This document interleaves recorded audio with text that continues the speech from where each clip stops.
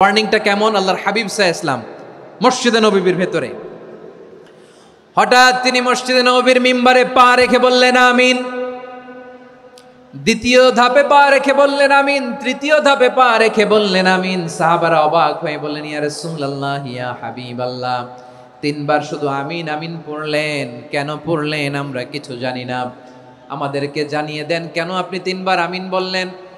রাহমাতাল লিল আলামিন আল্লাহর হাবিব বললেন, ও আমার প্রাণের সাহাবীরা, আমি যখন মসজিদে নববীর মিম্বারের প্রথম ধাপে পা রেখেছি, সাইয়েদনা জিবরিল এসে আমাকে বলেছে, ও নবী, আপনার নাম শুনে যে ব্যক্তি আপনার উপর দুরূদ পড়ে না তার ধ্বংস। আপনি বলেন আমিন। আমি বলেছি আমিন।